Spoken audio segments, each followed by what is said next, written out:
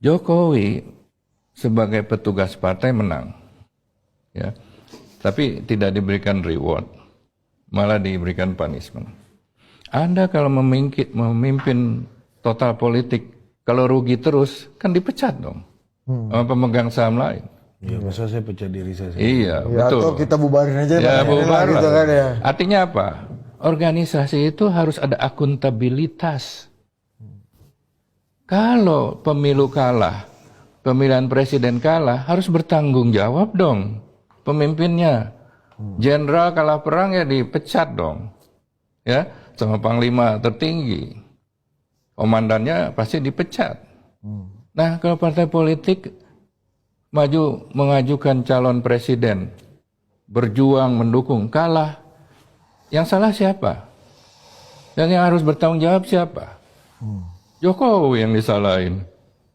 Kan mestinya Mega introspeksi dong dengan teman-teman. Kok kita kalah ya? Bukannya harusnya normalnya Pak Jokowi bantu Bu Mega untuk memenangkan pertarungan, bukan yang itu berlawanan. yang normal, bijaksana, itu seperti itu. Ya kan? Nah, kemarin Ibu Mega juga kalah, tapi tetap jadi ketua umum. Kalau di luar negeri kalah langsung mundur, Pak. Ada urat malunya dan ada tanggung jawabnya. Benar nggak? Saya ini bukan. Tadi saya disclaimer, bukan saya benci. Ini kenyataan dan analisa. Ya mungkin berbeda pendapat ya, ada masalah. Di luar negeri Bu Mega harusnya udah mundur ini berarti, Pak. Kalau dari asas-asas yang normal, ya proses tata kelola yang bertanggung jawab, itu harus punya rasa tanggung jawab, rasa malu. Mengelola kalah, diberikan kesempatan memimpin kalah. Harusnya mundur dong, kasih yang muda-muda. Tapi ya itu kan yang Pak Jokowi bilang partai itu perorangan kan. Tapi di pidato beberapa waktu yang lalu kan Bu Mega kan juga sebenarnya pengen mundur nih. Iya. Aku udah pengen mundur, aku udah nggak mau nyalon lagi. Tapi Cuma karena partai dikuyo-kuyo mau diambil, aku harus memimpin paling depan.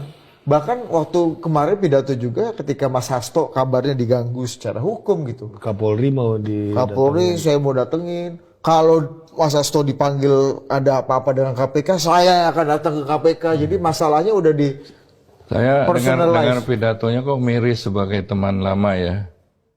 Miris itu pidatonya itu kalau kita lihat pola-pola pidato dan apa yang dibicarakan itu kan kayak apa stand up comedy gitu loh, kayak komika.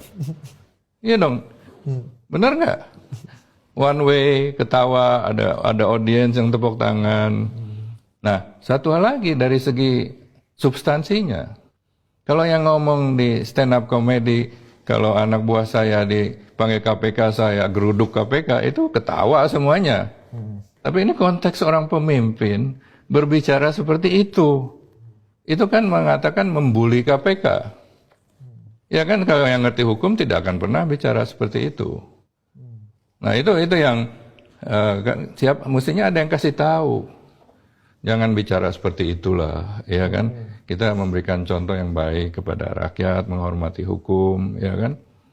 Ya, jadi saya kira dari hal-hal seperti itu kita sudah melihat kognitifnya sudah berkurang.